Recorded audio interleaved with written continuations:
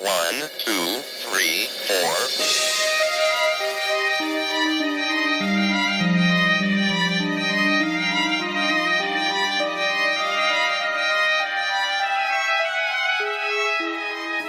Hi guys, I'm Marie. And I'm Maddie. And we are here recording Lost in the Woods.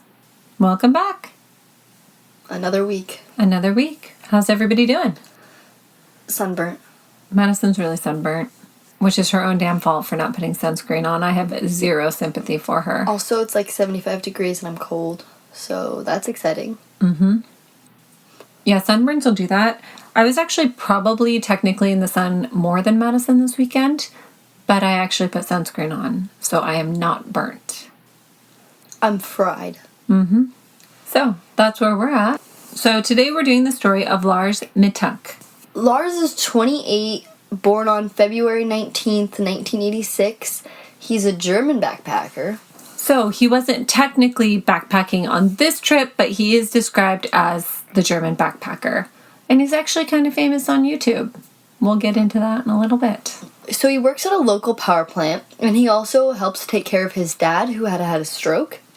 He's an only child. He was athletic, good-looking, and very liked by his peers. He also was described as reliable, hardworking, strong-minded. One thing that was well known about him is he loved the green and white Vertebrem, which is a soccer team. Oh, okay. So that's his favorite team. And I know for our German listeners, we are probably saying everything wrong. We did our best to, or I did my best, because Maddie didn't do anything, but I did my best to look up how to say these things. So feel free to let us know if we're saying it wrong. We'll try to get it as best we can. Yeah. On June 30, 2014, Lars did travel to the seaside resort of Golden Sands. This is an all-inclusive resort. It's in Bulgaria. It's actually a pretty nice resort. So all-inclusive, food, drink included. It's a pretty expensive hotel. It runs about $160 a night. He was going to Bulgaria for an all-boys trip. So his friend Tim Schultz and Paul Roman would be joining him on this trip. They had planned to stay at the resort for about a week. If you don't know Bulgaria or you don't know this resort, it's in Varna, and it's very popular with young Germans. It's known for its cheap beer and its crazy parties. It's actually the largest seaside resort on the Black Sea. They have beach parties every day there during spring break and summer. So this is a very popular place for young people to travel to. Sounds like fun to me. Yeah. I mean, it is like $160 a night, though. That's not bad for an all-inclusive resort, but yeah, because that includes your food and your drinks. It's a little steep. Mm-hmm. Especially if you're going to stay there for like a week. Mm-hmm. That adds up. Well, and from what I can tell, he'd been working really hard, long days at the plant, helping out his mom and dad. He'd had kind of a long year of working hard, and this was his way of just kind of taking some time off. Also, this wasn't something that he would necessarily do. He preferred to go on diving trips. He preferred to do backpacking and other things like that. So this was kind of an unusual trip for him, but he really wanted to spend time with his friends and just relax. They spent most of their time at the hotel pool. They also played beach soccer and hung out at the beach bar often, and they went to local nightclubs every night that they were there. Also, during this trip, soccer was sweeping Europe because the 2014 Soccer World Cup in Brazil was going on during their week there. So lots of big games on TV kind of thing. Lars seemed to be enjoying himself on this trip, but one thing that his friends said is that he didn't seem to have much of an appetite.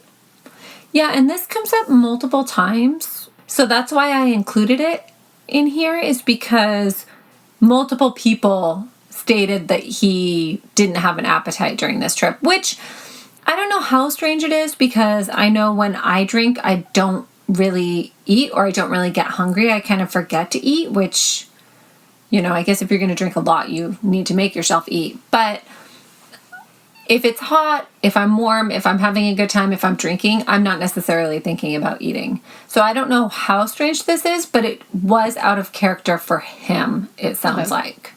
And keep in mind, they were staying at an all-inclusive resort, which means they weren't paying for their food. So True. I feel like a young man 28. That's a young man, right? I feel like a young... Did you just question if 28 was young? I don't know. It seems young. You're younger than that, so you might not think it's that young. I don't know. No, I'd say anything like under like 32.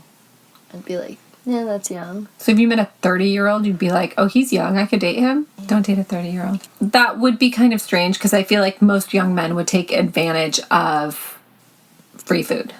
Yeah. Especially because it sounds like they had good food there, too. I've never been to Bulgaria, but I've heard the food is good. So on Saturday, July 5th, Lars and his friends went to a beach bar called Rock Bar. I like it. Is it rock music? Is it near rocks? I'm gonna guess it has, since it's a beach bar, it has something to do with physical rocks? Maybe. I mean, I don't know. That's what I would assume, too, but who knows? Does anybody know? Have you been to the rock bar? Let us know. They went there to watch the Costa Rica versus Netherlands quarterfinal. Yep, and this bar is right on the beach, maybe surrounded by rocks, or made out of rocks, or served on rocks. We don't know. Everything's on the rocks. Everything's on the rocks. But during the summer, they have happy hour until 7 p.m. It's a very popular right on the beach establishment. So there were 4 men at the bar that were fans of the club called Bayern Munich. We think that's how you pronounce it. Don't be mad. Lars had been joking around with them. They did not appreciate this. This led to a bit of an altercation, but everyone calmed down without it leading to blows. Lars wasn't much of a fighter anyway. Yeah, that's kind of what everybody said, and it sounded like he really was just kind of joking around with them. They are cheering for opposing teams, and they got a little pissed off about it. They're all drinking. I'm not surprised by this. The group left the bar without incident at this point. So on the way back to the hotel, Tim and Paul decided that they were hungry and they wanted to stop at a McDonald's to grab a burger. Lars wasn't hungry. Weird. Back to his no appetite. Or he ate at the bar. We don't know. So he stood outside a few yards away. When Tim and Paul got their burgers, they came out and Lars was gone. They decided, well, we'll just head back to the hotel, assuming that they would meet up with their friend there.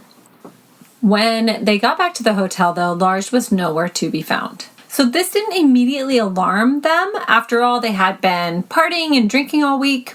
The friends went to sleep. When they woke up in the morning, Lars was there. When they pushed him for the story of what happened, this is what they got.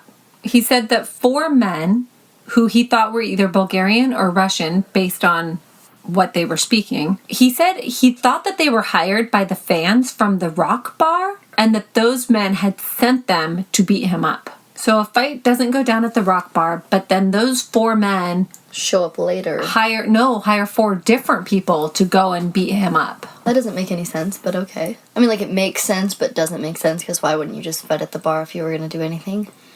Yeah, I find this a little strange as well. One of the men also went to punch him, and he said that he ducked, but then he was hit inside of his head, or on his ear, more specifically. His friends were very skeptical about this altercation because there was no other evidence that he had been in a fight besides him saying that he had been in a fight and complaining about his ear hurting. They decided to continue on enjoying their time. So they didn't really push the subject and they decided just to let it go, but they did say that his ear really seemed to be actually bothering him and that he was having trouble hearing out of it. Okay, so they only had 2 days left, so they all tried to make the best of it. On July 7th, 2014, the day of their scheduled departure, Lars was concerned about the altitude and the possibility of permanent damage that it could cause. His friends thought that he was overreacting, but they wanted to help him. Paul suggested that he go see a local doctor. They did have travel insurance, so why not? Yeah. Paul did go with him to see the local practitioner. The doctor had diagnosed that Lars had a ruptured eardrum. That sucks. And he recommended that he not fly, but to go see a specialist. Right, and this is kind of interesting to me because flying really shouldn't affect a ruptured eardrum. If your eardrum is already ruptured, then flying isn't going to hurt it. The damage is already done. But usually altitude or pressure won't further hurt a ruptured eardrum. The only thing that you're not supposed to do is fly after having surgery to repair a ruptured eardrum, from all the research that I did anyway. Either way, though, he was unable to fly home with his friends on the 8th as planned. So they actually wanted to stay with him, but he insisted that they go on without him. He persisted until they relented and they agreed to fly home. Now, hindsight, right? Obviously, at least one friend or both friends should have stayed with him, right? But we also don't know the situation. Did they have jobs to get back to? Was rescheduling their flights without losing their money even a possibility? Either way, they decide to leave him. And a lot of people give them flack for this, but without knowing the situation. I mean, he is a grown man. I feel like if I was with two friends and one of them was injured and couldn't fly, there's no way that I would leave them. But I also wouldn't let a girlfriend walk home from the bar alone, right? Where a 28-year-old man, you're going to feel better, I think, about leaving them in a foreign country or leaving them to walk home alone or be able to... Any of those things. Right. So maybe that's a little sexist. I don't know. But I feel like I would never leave my friend in a foreign country. But I don't feel like I can fault them for it either. Yeah. So Lars went to the specialist, like the doctor had recommended him to. And the specialist said that he should get surgery to repair his eardrum. But Lars would prefer to do this at home. I feel like most would. Yeah, I think that I would definitely be on that train as well. Like, wanting to be close to home, wanting to be close to family, wanting to have somebody there that could take care of me, that sort of thing. So he was prescribed an antibiotic called cefuroxime. He picked up his prescription and headed back to the hotel to pack up his stuff. Now, cefuroxime has some very mild side effects noted. Most common of these side effects are diarrhea, nausea, vomiting, fever, chills, or muscle pain. That's kind of as bad as it gets, or having an allergic reaction to this drug, right?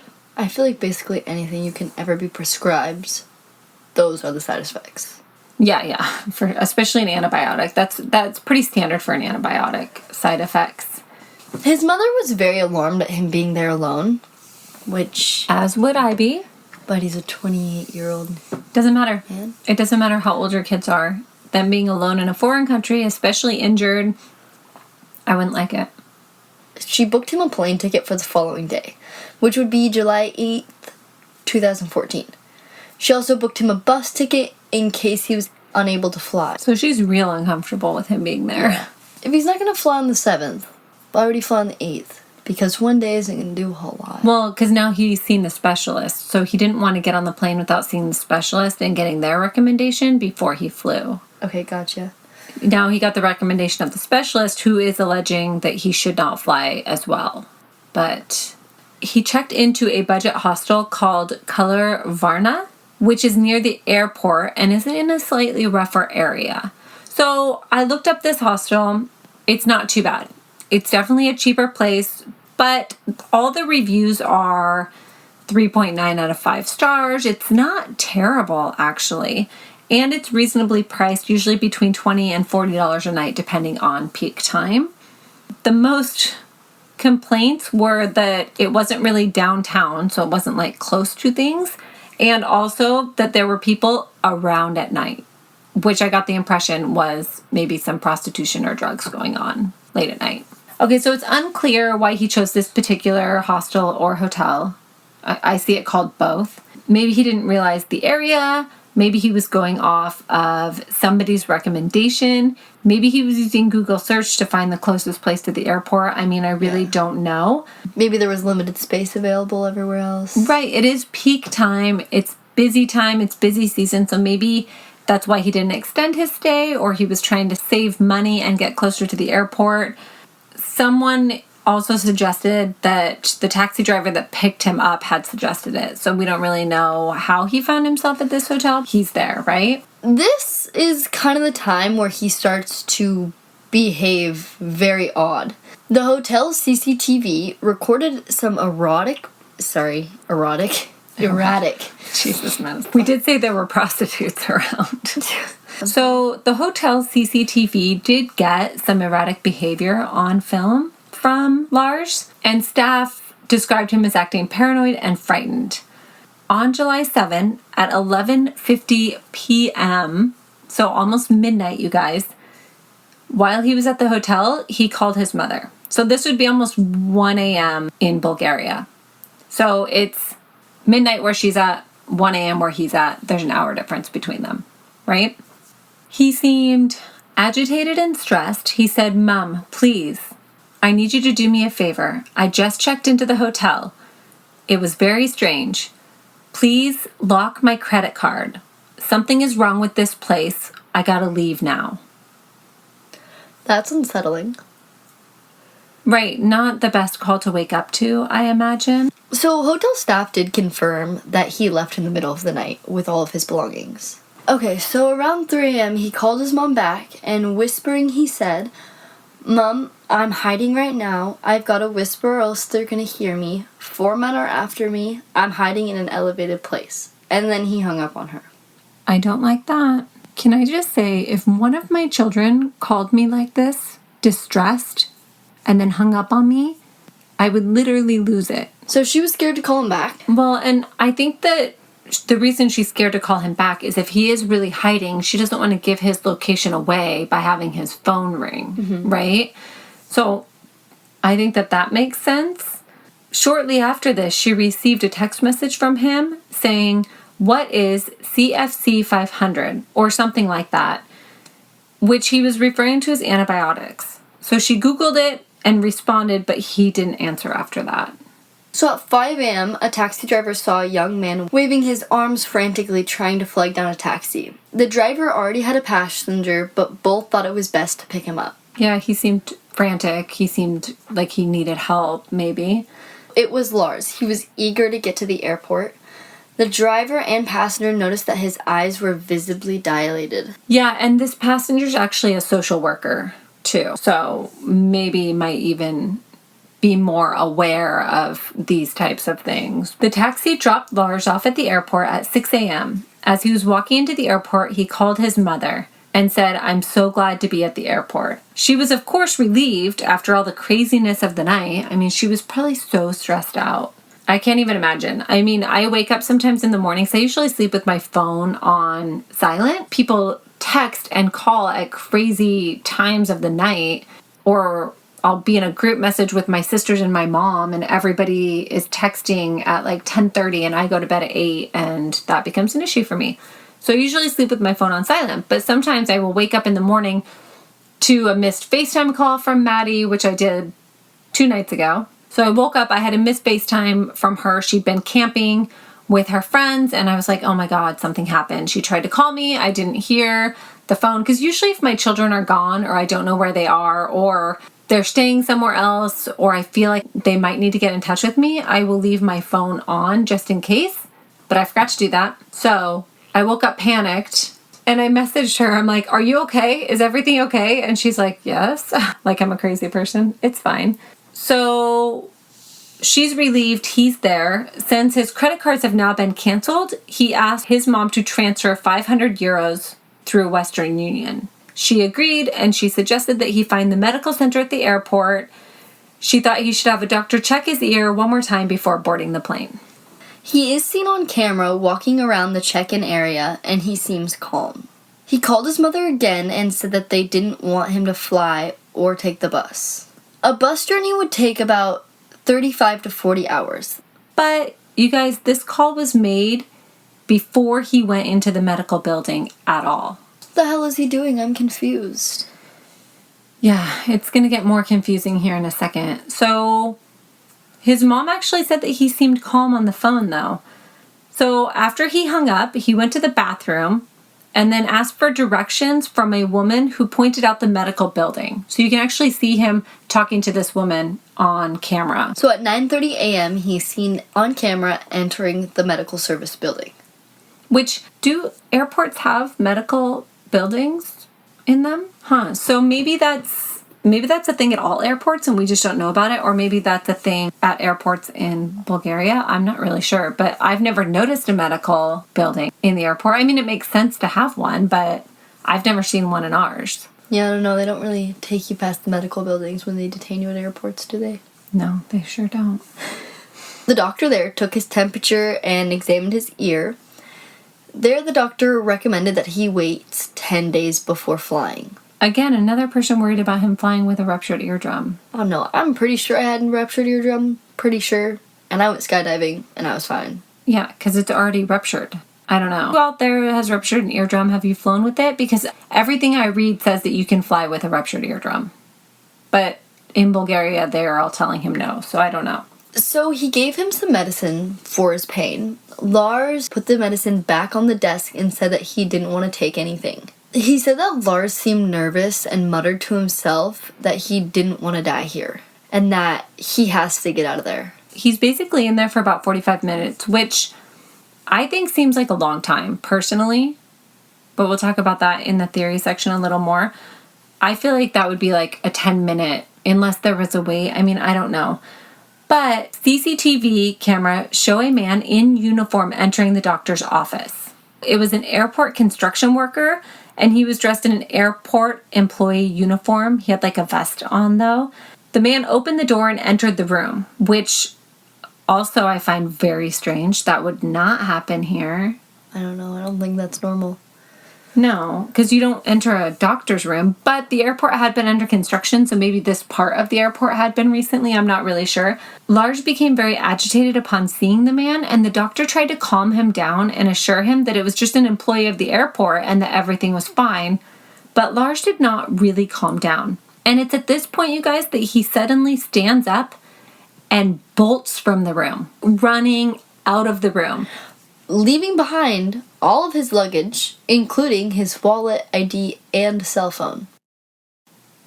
Okay, so I find this very strange. So CCTV shows him sprinting out of the airport like he was running for his life. Yep, and this is one of the reasons that he's kind of famous on YouTube.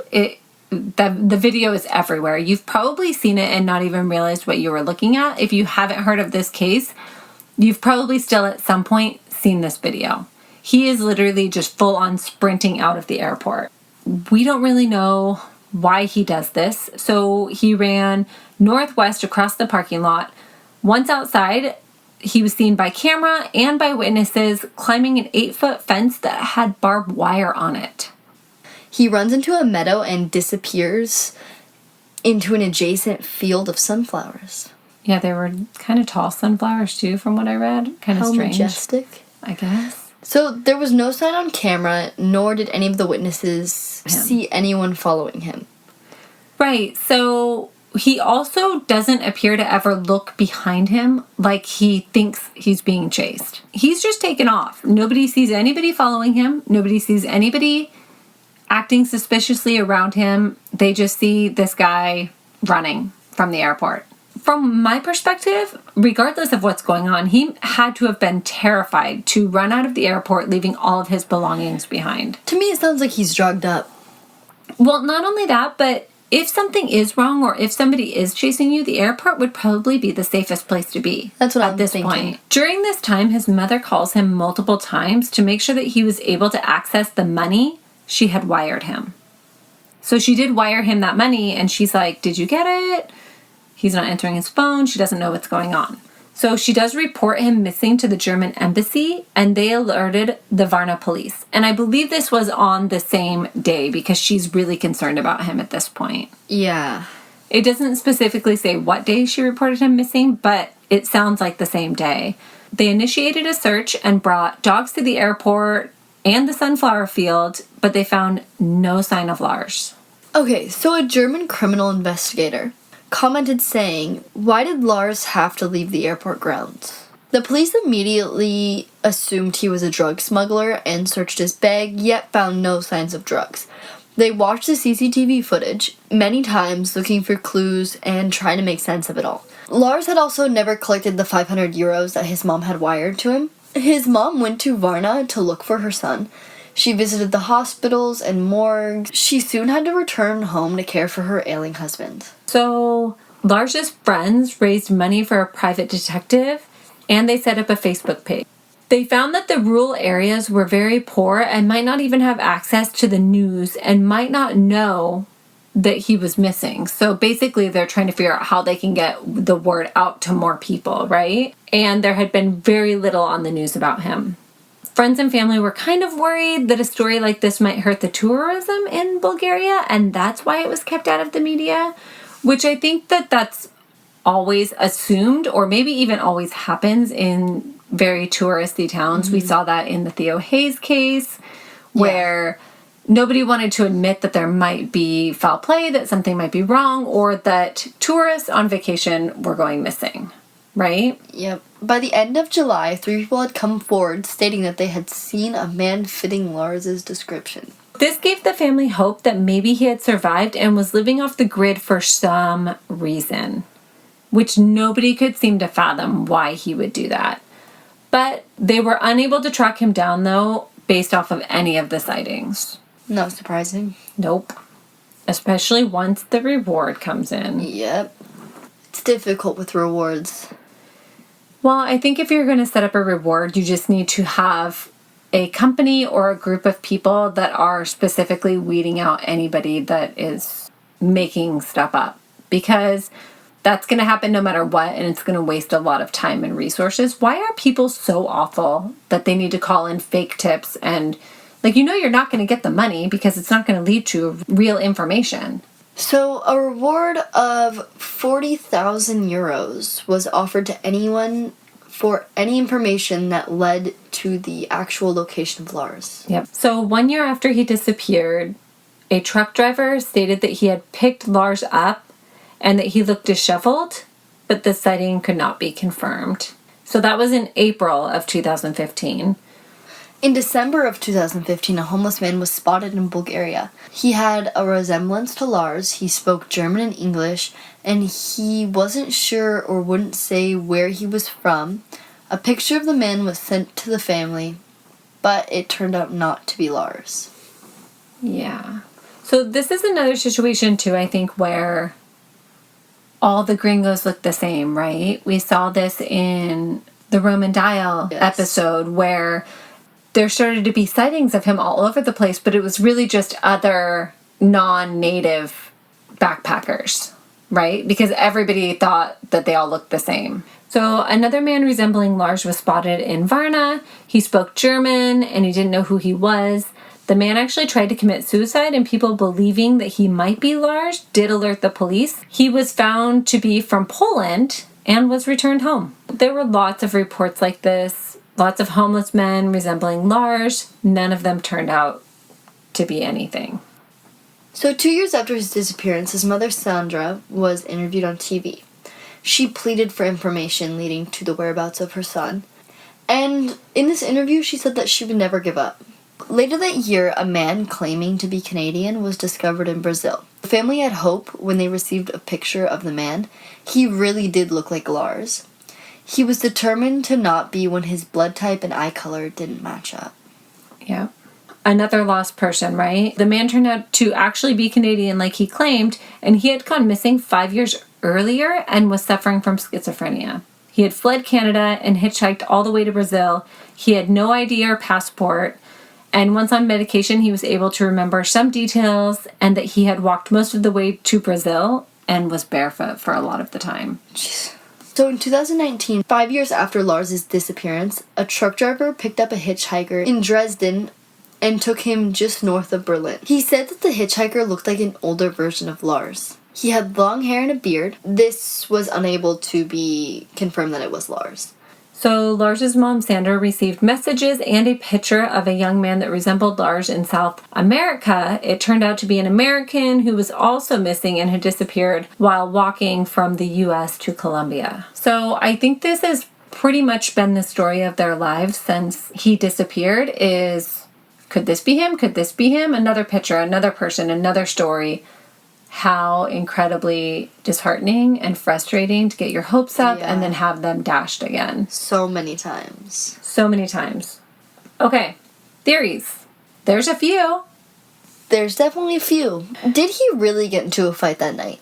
Yeah, I don't know. So there's no witnesses to the fight, and his friends didn't seem to think the fight actually happened.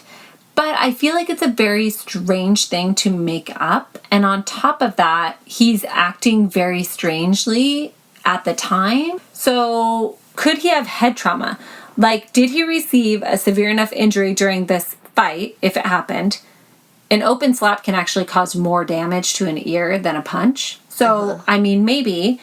Did he lose part of his memory? Did it trigger some sort of psychosis? Does he not remember who he is? All of these could be possibilities. Maybe that slap or that hit triggered some sort of brain damage that led to him eventually bolting from the airport, right? Second theory, did he have a psychotic break because of the prescriptions that he was given? Yeah, so this theory comes out a few times. I find this one a little harder to believe. His prescription was actually in his bag, and it didn't appear that he had been taking it. Also, it's an antibiotic. Right, but people can have bad reactions to drugs all the time. We don't really know. True. Depending on your biology, on your makeup, all of that can affect how you respond to drugs. So who knows? Had he ever taken antibiotics before? I'd like to know that. I mean, I don't know. Foul play is another theory, right? Was he kidnapped or being followed to potentially have his organs harvested? He was a young, healthy man, and that's happened there. So I just feel like it's very specific. But I mean, I know that it is one of the theories that's out there, but I think it just cracks me up how organ harvesting is like the top of one of the theories. Yeah. Well, and the theory kind of morphs into, was the doctor at the airport involved in this? Did he take the interruption of the construction worker as an opportunity to get away from that doctor because whatever was happening? I mean, we don't really know, but that's kind of where the theory goes a little bit. Also, people wonder, did he take drugs while partying, or did somebody give him drugs, right? Like slip something into his drink at the bar. There were reports of this happening in that area. Yeah, I feel like that's definitely a possibility, and people get things slipped in their drinks all over the place. Yeah, don't leave your drinks unattended, you guys. But if he had never taken drugs before or didn't know that he was on drugs, could this have caused him to freak out, hallucinate? Also, his eyes were visibly dilated. Right, but there are other things that can cause eyes to be visibly dilated. True. Yeah. Drugs, right? Brain injury can cause your eyes to dilate. Yep. Which he might have had. Schizophrenia can actually cause your eyes to dilate. And so can stress and fear. Okay. Doesn't schizophrenia usually kick in your early 20s, though? For men, yes. So for men, it's usually late teens to early 20s. And for women, it's usually late 20s to early 30s. So he's 28. So he would be a little on the older side for schizophrenia. But that doesn't mean that he couldn't be having a psychotic break. It could be completely unrelated to schizophrenia. True. Okay, another theory out there is, was he smuggling drugs? Yes, they found none in his suitcase, but had he been forced to consume them, possibly, and was worried about getting caught? Or had he just consumed them to smuggle them across? We don't know. It doesn't sound like that would be something that he would do because he was a responsible young man, but could he have been forced to do that, or could something have happened? So, here it is. The men that got into the fight with him, they forced him to consume the drugs in some type of form so he could smuggle them across some border to somewhere, and he had a psychotic break because the drugs leaked into his system. Why wouldn't he just go to the police and say, I was forced to consume these drugs. I think something's wrong. I feel like I'm going to die. Will somebody help me? You think Drugged. 4 random men attacked him in the street and forced drugs down his throat? No, I don't actually think that I do. You thought it sounded like a good idea? I think it sounds like a good idea. Why doesn't it? Okay. Well, Maddie's going crazy a little bit. Okay. Another theory is, could he have just wanted to go off the grid for some reason? His family, his friends all think absolutely not. He was very close to his mom. His dad was sick. People just don't think that he would leave. He also is reported to have a steady girlfriend who I couldn't actually find any information about, so we're assuming that she doesn't want to be in the media for whatever reason. But he also had a ton of friends, so I just find this unlikely.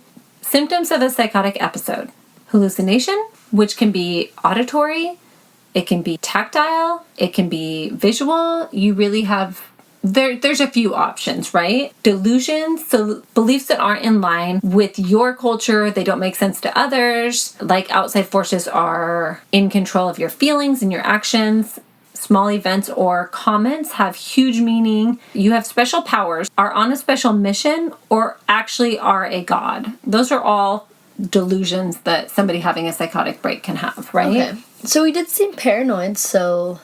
There's no history of mental illness in his family, so that makes it a little less likely. I don't know. I mean, I'm gonna go with the psychotic break or the brain damage from the fight, if it happened at all. I think that it's either a psychotic break or something drug-induced. Maybe not voluntarily him taking drugs, but maybe he took something. And then what happened when they wore off? Yeah, okay, so I'm thinking that he might have been drugged at the hotel. I'm not sure what he would have been drugged with that would have lasted so long in his system. Yeah, so my only problem with the drug theory is that I think when the drugs wore off, he would have turned up. Unless the drugs caused a psychotic episode. Which right? is also a possibility. I'm just not sure. He seemed like a very put together man. So he doesn't seem like the type that would take drugs, but you never know what people will do in a foreign country when they're partying, when they're having a good time. But according to his friends, they were not doing drugs. So I think if drugs were involved, that maybe they were slipped to him. But I'm leaning towards a psychotic episode, and I don't know what caused it or why it happened. And I'm hoping that he's still out there and that they're going to find him. Yeah. Because it's just like the other man that they found who had been missing for 5 years. They got him on medication and he got better, right? So maybe Lars just needs medical attention and then he'll be okay. But first they have to find him. Yeah, that's going to be the difficult part. And this would be so hard too for his mom because it's just the not knowing. That would be so hard to deal with. Having no idea what happened. All right, so now Lars would be in his early 30s. He has blonde hair and brown eyes, and we'll post pictures of him. We'll also post the video of him bolting From the airport. Yep. If you want more information, Evidence Locker podcast did an episode on this. There's a ton of Reddit threads that you can find. There's even a documentary out there, but it's in German, so I couldn't understand it. Okay, so anyone who understands German, go watch this documentary. And let us know what we missed. Yeah, seriously. Yeah. So, let us know what you guys think. Give us your theories. Tell us what you think. We'd love to hear it. Yep. Post us on your story. We'll post you back, obviously. Watch our Instagram for more content that we're going to post. Yep. Follow us at Lost in the Woods podcast. Like us on Facebook. We'll see you guys next week. Yep. All right. Bye, guys.